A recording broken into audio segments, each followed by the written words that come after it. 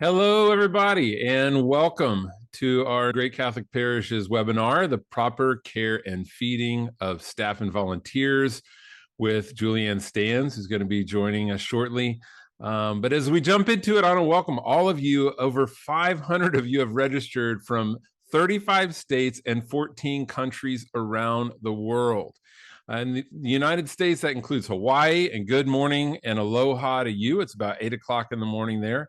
But I also want to welcome folks from Australia, Benin, Brunei, Cameroon, Canada, England, Japan, Malta, Philippines, Scotland, Spain, Zambia, and especially a parish joining us from Jerusalem, Israel. Our prayers are with you for peace for all of the people there. Julianne, why are there no parishes from Ireland joining us today? What's up with that? And welcome everyone. I am sure that there are some Irish parishes along for the ride or the journey. And if they're not, John, I will fix that and send the link afterwards to a whole bunch of them.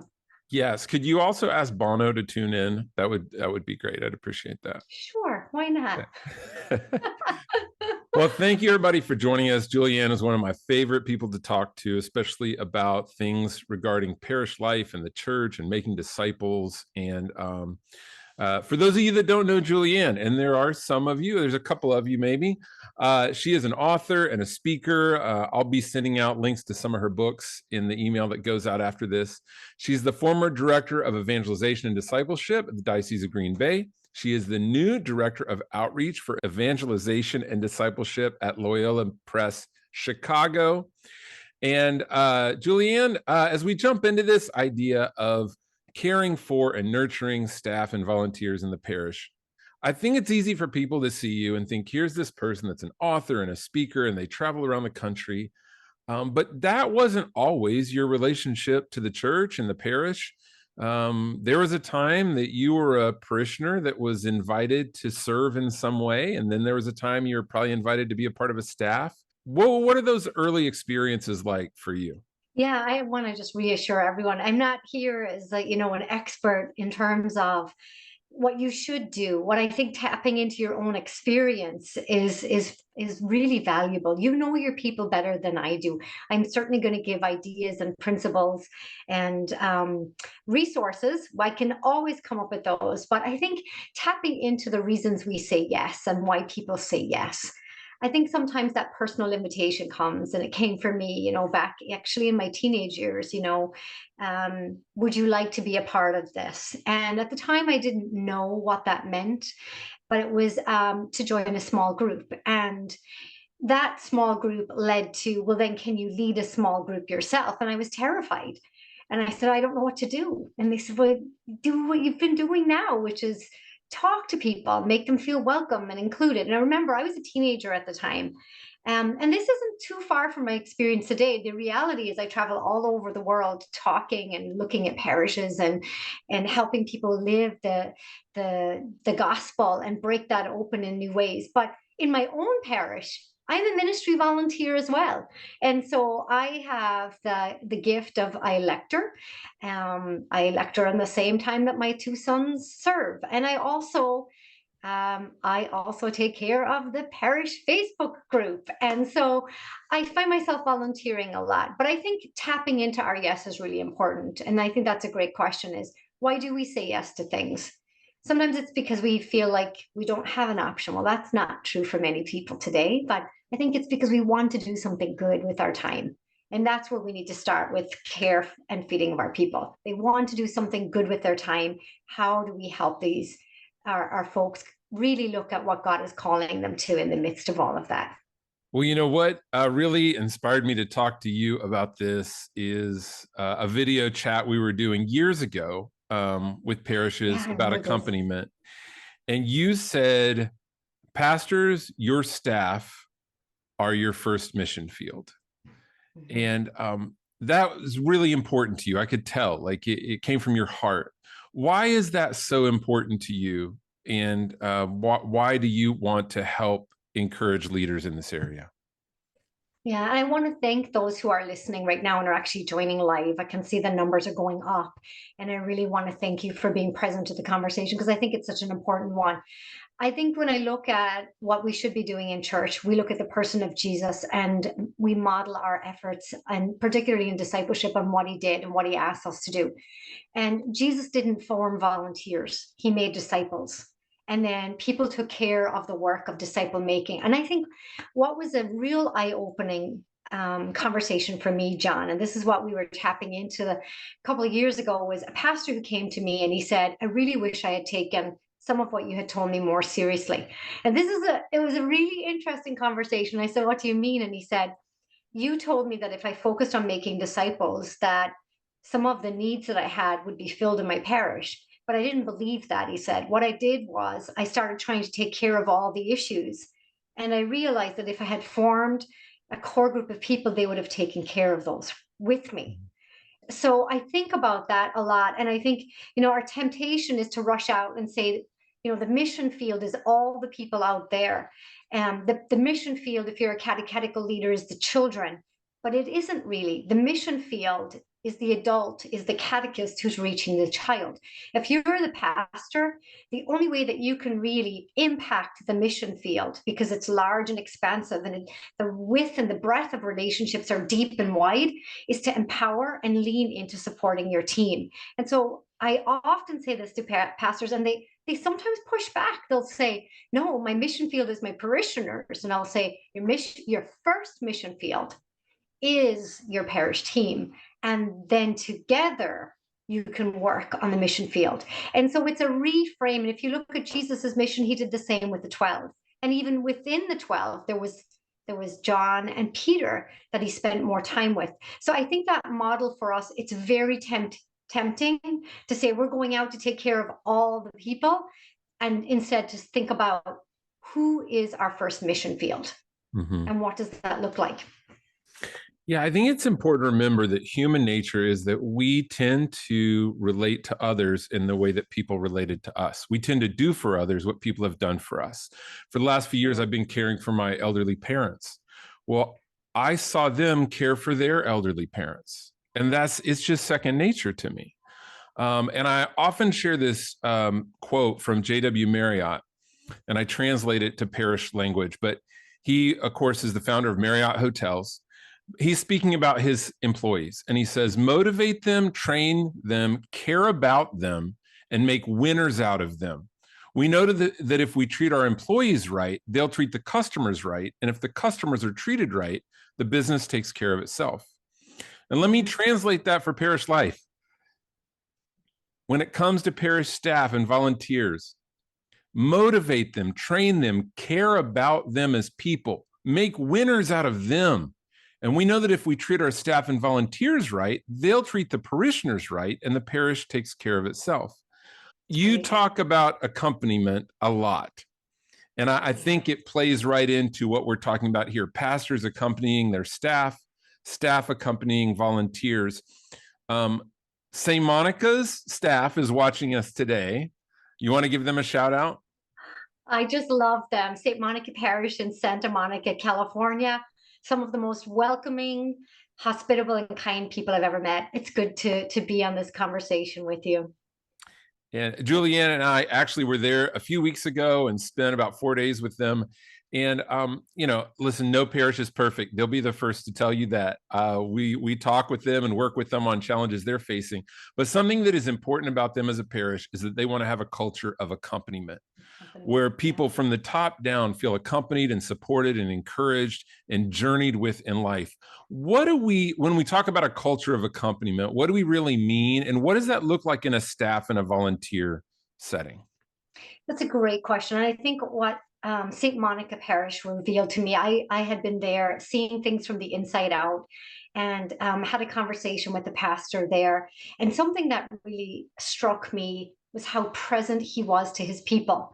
So it seemed like he was everywhere. I was watching him, and he, even when he was not the presider at the mass, because his associate pastors were presiding, I looked and he was outside greeting families. Oh, here comes Mary with her 3 children, and hey, where's Jose today? And he knew his people by name. And I think, when you think about images from scripture, Jesus calls us by name. I thought of Monsignor, right? Standing there, talking to people, being present to them. And then we had a conversation later about how proper care and feeding of our volunteers and our parish staff always starts with the essential core of who God is, which is God is love. And so God is love is our starting point for taking care of our volunteers and our disciples. And what do I mean by that practically? Well, I think there's, and sometimes people do come to me as an expert on these areas, right? This is why we're having the conversation today and say, how can I fix this, this, and this? And I think when we get into a solution focused mindset, we forget that God's people are there to be loved and cherished and walked with and accompanied and formed in faith. And we cannot evangelize, we cannot shape someone's discipleship journey unless we love them first. And so to me, this really reframes the conversation from transactional ministry to you do things for us. And it shifts it into a discipleship and relationship mode where we love our people, we care for our people, just like the Marriott quote you shared. And that is a game changer for parishes.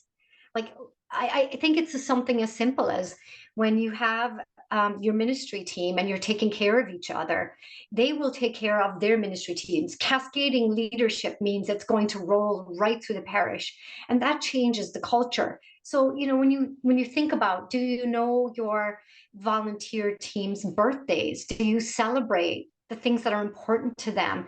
Do you commiserate when they've lost a loved one or when they're going through a hard time? How do our people know that we actually care about them?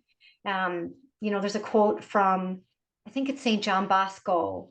It's not enough to tell people that we love them. People actually have to feel loved. And that's what accompaniment does. It makes love real and present. That's so good. Yeah, I'm working with some teams on this right now. And if your only meetings are problem-solving meetings and talking about trying to get things done, you will not have that sense of love and support and accompaniment. You have to schedule that stuff in. You actually have to intentionally make it happen. The Yeah. bigger you are, the more you have to. What are some ways that you've seen pastors and teams intentionally create that kind of culture and provide that for each other? I think one of the great points that you're making, John, is the intentionality that this takes. So we don't just throw open the doors of our home and shout on the street that everybody's welcome in. We take time to invite people into our homes. And I think we have to look at our churches, are spaces where people are coming in and out all of the time. But do we actually intentionally invite people in? And I think parish teams need to be having this conversation around intentional hospitality. What does that feel like? I think sometimes, like, it's like living in a house, right? When you look around your house or your room or whatever it is, all of a sudden after a couple of years, you don't see things anymore because it becomes comfortable. I think engaging new parishioners to say, what did you experience when you came to our parish? Was it welcoming? The irony is we all think we're welcoming. And I see this over and over. I remember one day I led a workshop on some intentional practices for hospitality, and I went down to the parish and the door was locked. And so I'm the presenter and I'm going to be speaking in 45 minutes. All the doors are locked. So I'm going around the entire building. Signage wasn't real clear. And so somebody lets me in. They're like, oh, sorry, we closed all the doors because we're not ready to open until like 15 more minutes. What about if somebody came as an early bird, not just me?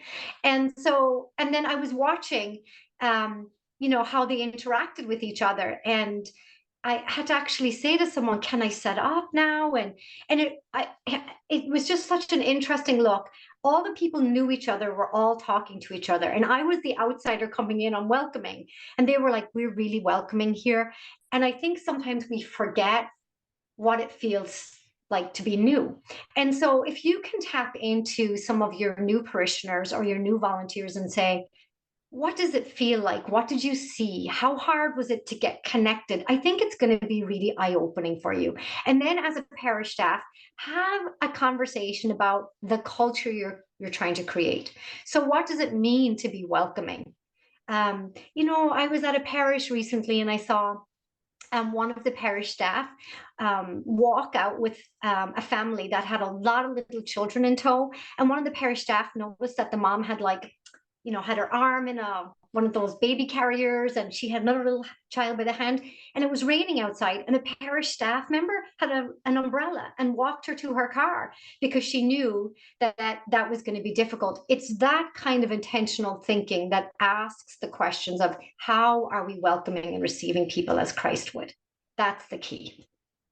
Yeah, and I think it starts with us doing that for each other. You know, Yeah. I when we do things like that for each other, when you have a luncheon for your staff or for your volunteers, are we giving our best? Are we doing something that makes them feel special, or are we, hey, here's some food left over from the youth gathering last night, I'm going to throw it on the table in the room, or are we, like you said, if I invited someone to my home, I would prepare something, I would make it Yeah. special, right? And when we do that for people, they do that for others. So first, I would encourage you, anything you want to do to appreciate your staff or volunteers, make it special. You don't have to spend a ton of money. Pastors, if you don't have any budget for it, ask a few women in the parish that cook. Say, hey, I want to do a special dinner for my staff.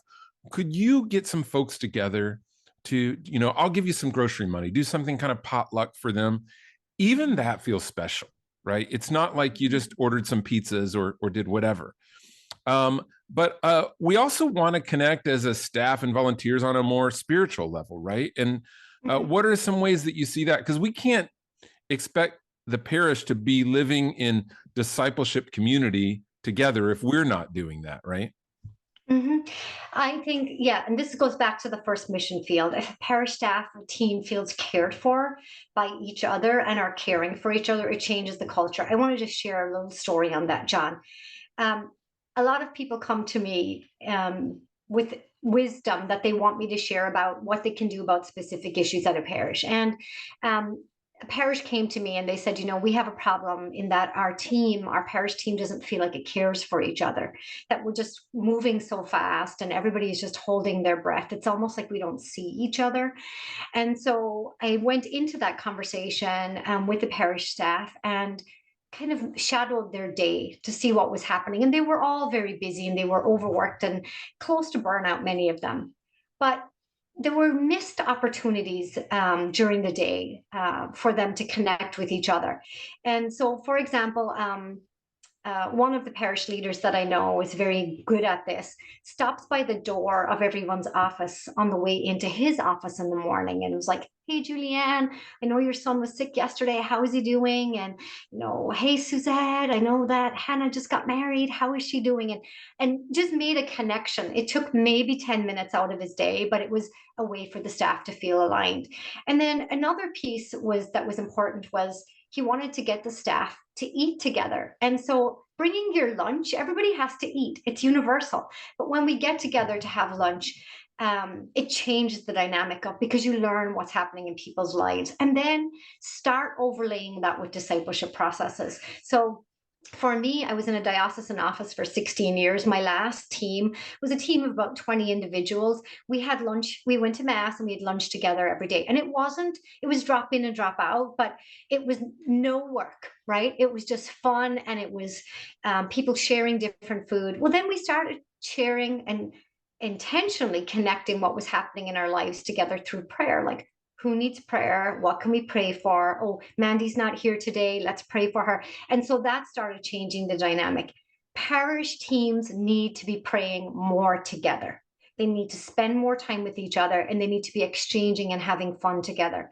Those are the basics of how you build relationship, to welcome people in, to see them as human beings, not just human doings in the parish, to see them as moms and dads and wonderful people with gifts to share, and not just ministers who do this in the church for the parish, but we're all working together. And I think that changes the dynamic too, John.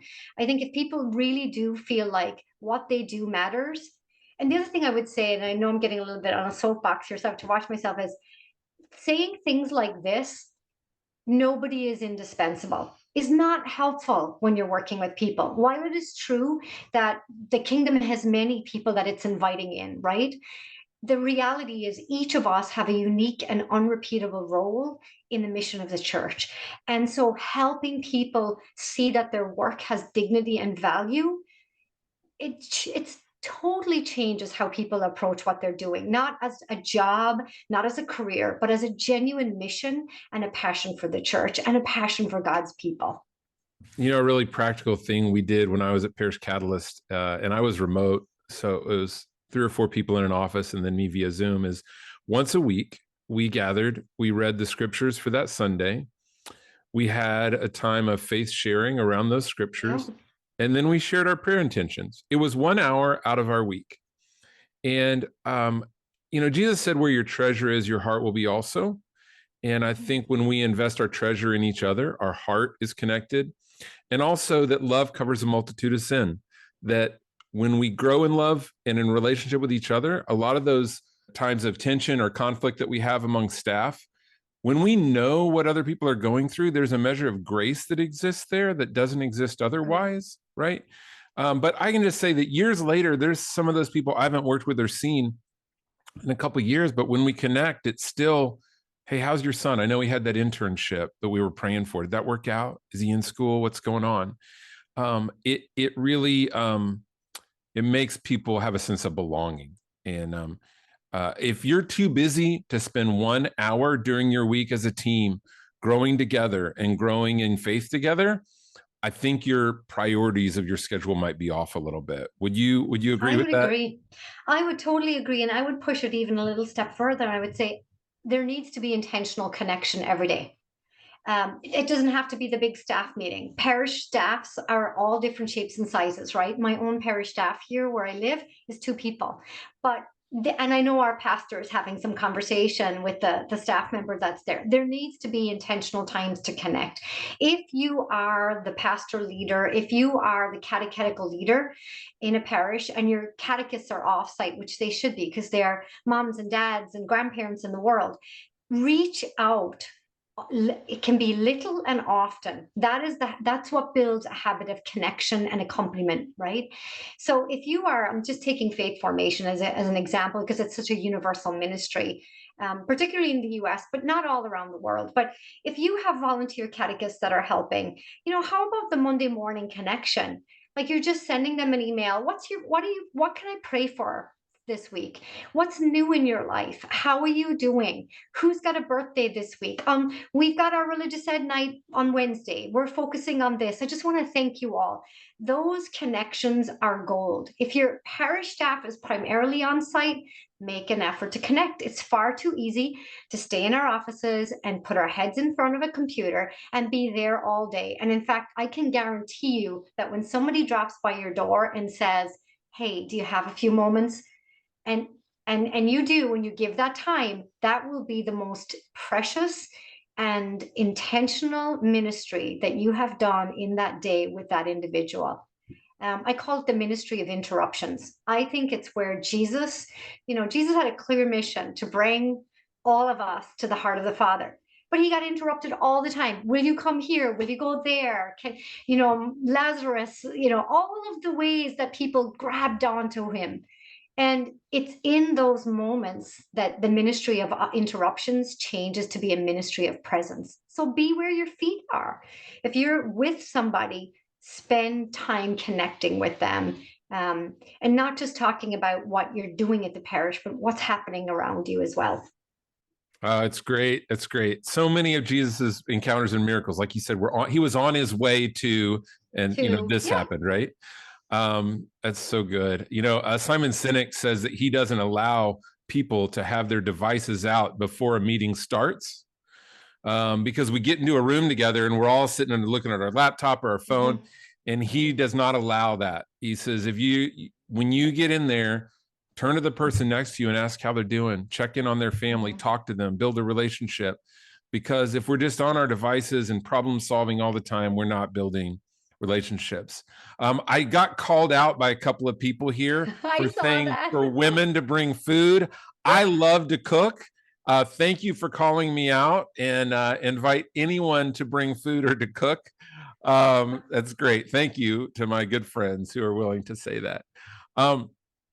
We talk about pastors investing in the mission field of their staff, and staff Mhm. investing in the mission field of volunteers. But we can't pass on what we don't possess ourselves. Mhm. Talk about the importance of pastor and staff self-care, in that we can minister out of an overflow, not out of a deficit. Yeah, this is a really serious thing. I think when we approach ministry transactionally, sometimes we don't even realize what we're doing sometimes. And I'm guilty as anyone of this, which is I need to get this project together. Who can help, right? I think we have to shift our mindset from who can do things to who has the gifts. And I think that changes things dramatically, because when you're working out of your charisms, which are the extraordinary graces that God has given to you, it changes things. So I'll give you an example of that. I do not have the charism of hospitality. I can make things hospitable and I certainly love to welcome people, but I have a charism of encouragement, which is to invite people in and to encourage them. It took me a long time to understand the difference between them. We can all be hospitable, we can all encourage people, but when you're living out of what I call your primary charism, which is your primary giftedness, it's natural to you. People feel connected. In ministry, sometimes we can find that our gifts and our ministerial obligations are not in alignment. And a long time ago, a good friend of mine gave me a question, and I think it's a really important one for us to reflect on. What God has called you to for the mission might not necessarily be what the church is asking you to do in your ministry. So, mission and ministry are not the same thing. Let me give you an example of how that looks for me. My mission is to encourage and to put heart into people so that they can come heart to heart with God. It's to help them see that this faith is for everyone and that we can do it all. We can reach out to God's people. We can create spaces of accompaniment and communion. My ministry may or may not be in alignment with that. And so when people get burnt out, it's often because the demands that are placed on them and the ministry obligations have upset the mission. And so you find if you are naturally, for example, one of the ways that I can tell parish teams are becoming burnt out or are really tired is when their creativity and their flexibility diminishes. So they become, there's a lot of, we tried that, it didn't work. We're already doing that. The innovation starts to dwindle instead of, you're right, we have everything we need in our parish. We have amazing people here. That kind of thinking often is an indication to me that there's some burnt out, that spiral is happening. I think self-care is hugely important, and I think it needs to be prioritized in a staff. How do you do that? I had a rule, a team kind of rule of engagement with my team, that we would have 6 meetings, like when we had 6 staff meetings 6 weeks in a row. But then our seventh meeting was never a meeting. It was for fellowship or a potluck, or it was for spiritual renewal. And we were going to do something to nourish ourselves, body, mind, soul. And so parish teams often don't get away often enough. They may have one retreat a year. It's not enough. If you are trying to prepare your people going into Lent and Advent and you're not prepared yourself and you're rocketing from one liturgical season to the other, take a step back and really pause and really look at what you need to be doing to reprioritize. I know Yeah. I just gave you a lot, John, so I apologize. No, that's why you're here. So thank you. I think that's very important and true, though, is that when we're working from a mindset of scarcity, it's usually there's a lacking in our own lives. And so we project that onto everything else versus a mindset and a heart of abundance. Mm, I was working with Father Bob Stagg up at Church of the Presentation, which is kind of like St. Monica's East Coast. It's in Upper Saddle River. It's where the Cornerstone retreats originated from. Um, yeah. Great pastor. And I was talking with him in Catzel and about doing a staff retreat. And I challenged him to do something that is only spiritual, relational, and fun. You're not allowed to do any work on this retreat. And he was like, I don't know. And Ketzel said, oh, that sounds fantastic. You know, she's on the staff. So That's what they did. They went to the shore. And again, some of you may say, well, we don't have a budget for that. Well, do something within your budget, but just make it where it's nothing but fun and relationship building and enriching and nurturing, where people go, oh man, I feel like I got refreshed through that, right? I have a question from somebody that's a longtime friend on here that says, what about pastors who are introverted, which I totally Mhm. get. I've met a lot. Mhm. Um, what suggestions do you have for them in investing in their staff, but also maybe in getting recharged? I know introverts can be exhausted by all the things they have to do in front of people. Mhm. Yeah, groupthink, small faith sharing groups can be very difficult for introverted processors. Introversion means that, a lot of times I think we have this idea of introvert means shy and extrovert means loud, right? And I think those are very binary and they're not actually, they don't respect the nuances, for example, of how introverts like to be. They like deep, thoughtful conversations. And so in a situation like that, I'm always amazed. Like I think of a pastor that I know who is very introverted and actually shy as well. So he likes to be with people, but then he needs to go away and recharge. So setting up a day for a retreat staff, I try and listen for that dynamic. Instead of having 3 or 4 keynotes in a day with small group conversation in between, maybe come together in the morning to pray, have a half-hour talk or presentation, have some quiet time, have some time to go before the Lord. You can help people recharge through the day without front loading an entire experience. I think we think that retreat days have to be packed and have to be like a lot, but you need to carve out time where people reflect on their relationship with the Lord, one-on-one time. And everybody needs that, not just introverts, but extroverts.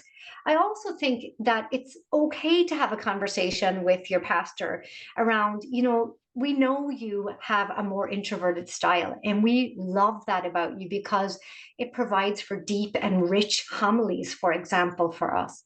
We would like to design a day to get to know each other better. What are some of the ways that we can do that with you?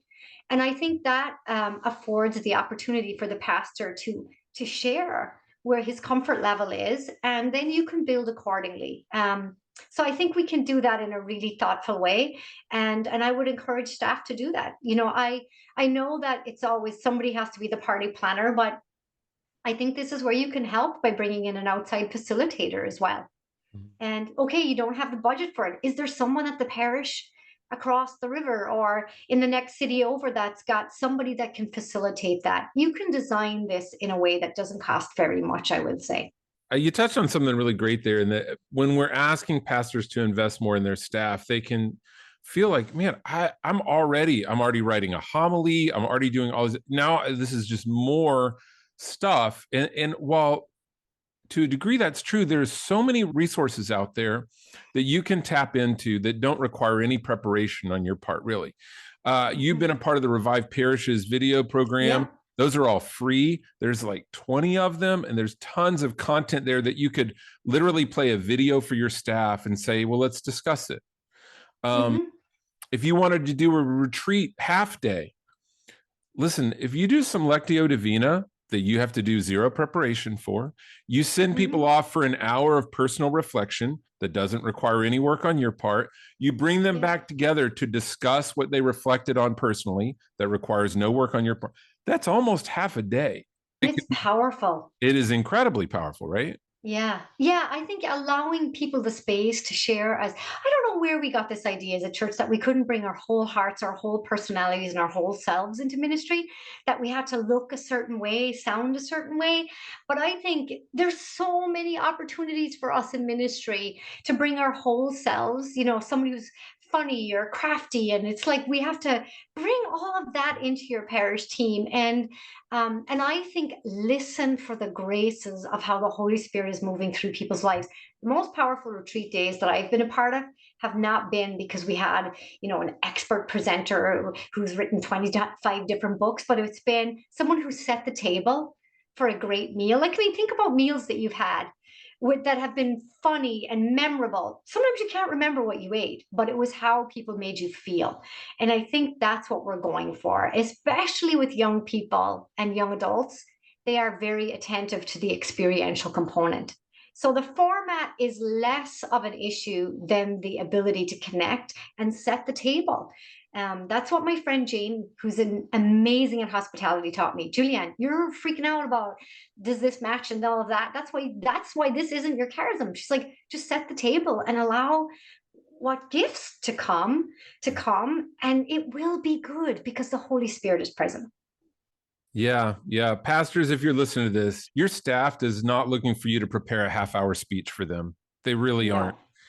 But if you come to them and say, I need to be refreshed as well, so let's do something that refreshes us all. Someone was asking, what were we referring to there? Lectio Divina, which you probably are familiar with. If you're not, just Google it. There's tons of resources out there. It's an ancient practice of the church. Revive Parishes is the video program that's free, and I'll include that in the email that goes out after this. But pastors, really, you don't need to prepare a lengthy Bible study. You could just open up the scriptures and faith share. That alone is rich for everyone involved. If you do that, I would suggest you be the last person to speak, because once you speak, everyone else, you've got seminary training, you know all the answers. Give them a chance to share. Someone asked this question, which I think is really great. I'd love to hear your thoughts on, Julianne. What do you do with a pastor who isn't just introverted, but does not seem to want to develop relationships with his staff? Or I would add to that, maybe they just don't have the capacity for it. Personality-wise, maybe that's not what they've experienced. How can staff members kind of step in and help nurture and care for themselves as a family in a way that doesn't feel like it's usurping the pastor's leadership? This is a real tension. I mean, this is a hard one, and I want to acknowledge that. I just wanted to share a little story about that. I had a situation with a parish who came to me with a very similar scenario. They were like, Father hides himself away. We don't see him very often. We know he's very present. He's great with anointing, particularly our elderly parishioners, but we don't see him much. We see him maybe once a week. And that was hard for them. When I met with Father, Father was really struggling. He was struggling in that parish because it was so large, and he didn't know how to connect. The other thing that he was struggling with is he had a sister who actually had cancer, and I said to him, "Why don't you share a little bit of your heart with your parish staff?" And he said to me he was afraid.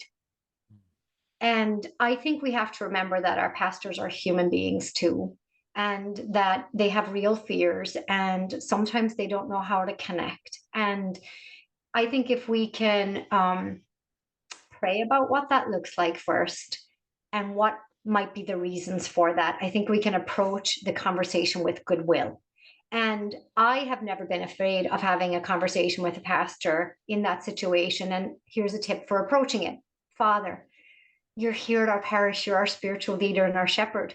We want to get close to you. We are thinking about having a half day where we can grow in friendship with one another. Can you allow us to do that? And we would love you to be a part of that. And because you're particularly good at, and you know his gifts, maybe he's particularly good at talking about the mercy of Jesus. We want you to lead us in your favorite prayer.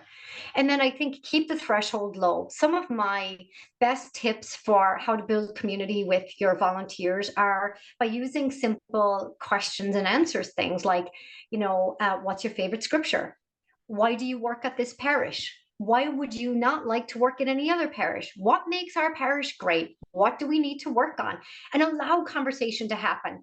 If you can lower the threshold on fear for your pastor and help him build a connection with the staff one by one or in a larger group, that is going to benefit everyone at the parish. Because my hunch is that if you're feeling that as a staff, your parishioners are also feeling it. So I think a gentle way to approach that conversation would be a good thing to think about as a staff. Yeah, that is so true. We want to do it in a way that doesn't come across as you're failing to do your job, which is often how pastors are approached.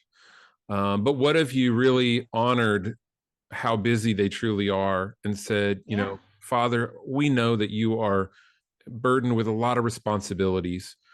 Would you mind if a few of us put together a day for the staff and for you to just refresh us? Maybe just an Mhm. afternoon. You don't have to do anything. Show up, open us in prayer, and we'd like to do that for the staff and for you. Well, that would be Mhm. received a whole lot differently than, Father, you're not feeding the staff enough. Correct. That's a big thing, John. Sorry to interrupt, but Yeah. presume goodwill. Yep. I think when you're also working with volunteers, recognize their capacity. You know, sometimes people have circumstances we can't imagine. And while we want to get them involved, caring for them at the right time may lead to them becoming more involved. It might be no, or it might be not yet. Those are two different responses. Everyone you meet is fighting a hard battle. Be kind to them, and that includes your pastor and any of Absolutely. the priests serving And in. your most difficult volunteer. Sorry, John. You know, Jesus came for everyone, the lost, the last, the least. I often say, and the angry and the difficult. So if you have a particularly difficult volunteer, oh, this is a real challenge. Yeah. But we've got to love them too. Yeah, maybe what they need most is your love. That brings us to our last question, as we're really technically at the end of our time here. But if you folks are enjoying this as much as I am, I hope you can hang around for just a few more minutes. What about volunteer burnout? It's real. We tend to, Mhm. I point to parish staffs and say, you can't keep going back to the usual suspects over and over again. A lot of them are just saying yes because they don't know what else to say. My friend's mom moved to a new city, started attending a new parish. For 25 years, she'd worked in the nursery of her previous parish. And he said, "Oh, are you working in the nursery?" And she said, "Oh, God, no." And he said, "Why not?" And she said, "I hated it. I just didn't know how to get out." And so how do we identify volunteers that are burned out, or maybe not even serving in a way that's healthy for them, but we know they won't say no, so we keep asking them? Could you address that? Because I just think it's so important. Yeah, you know, I think a couple of principles here come to mind. One, I think it'd be very smart for the parish staff to sit down and do an inventory of their most engaged volunteers. If you're treating all of your teams, your ministry people, like your RCA team, as a discipleship team, you've got to ask yourself some questions. Are they healthy? Are they happy? Are they growing in holiness? The three H's, right? Look at the kinds of people that are on multiple lists. Like this person's on the RCA team, they're at liturgy. That isn't healthy. I think having a conversation as a staff, looking at your inventory list, and I know that can be a lot, but who are the people who you go to all the time? Then I think let's look at gifts. Who has gifts to do the ministries that we're asking them? That may mean that we shift some people to different ministries. Delicate conversation, Mm. like you don't seem to like children, but you're our catechist. But hey, we've got a great role for you here. How do you feel about moving over? But I think burnout happens because people often are overcommitted. They are guilted into saying yes many times in subtle ways, by feeling like they're leaving something behind, or they can no longer be part of this if they don't say yes. Take stock of who you're asking and inviting into ministry. The second thing is burnout. You can recognize burnout. It becomes cynical, critical, and unclear. So clarity gets lost. Often those in ministry that are reaching burnout become very cynical or critical. So those are some things to watch for. And you'll start to see those naysayers who are like, well, we tried that before, that didn't work. And I know I addressed that earlier, but to me, that's a critical sign of burnout. I think give people a break. It's okay for people to volunteer seasonally for a season in their life or for a time, and not again for a while. I think we have to respect that. It's like having a coach on a soccer team who volunteers year after year and year after year. There's great wisdom in that. But who is succession planning for that soccer coach to bring someone alongside him? If I was in parish ministry, one thing I'd be encouraging you to do is succession planning, but in a very simple way. Who am I training that can take my place? What volunteers are in the side or are just waiting to be invited in that can walk with me, that I can be accompanying now, who will be ready in 6 months or a year?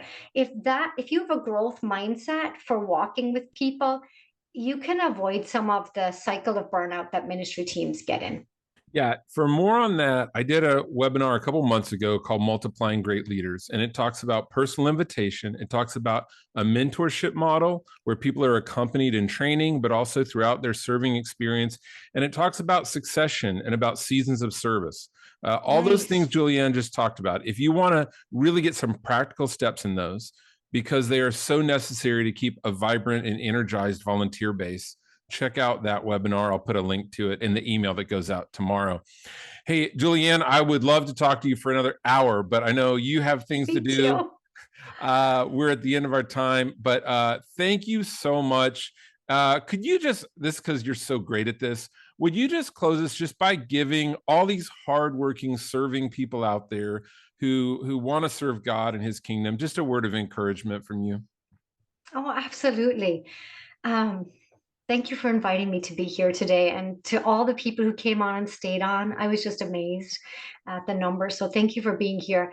The thing that I would say is that Jesus sees everything that you do, as everything that you do.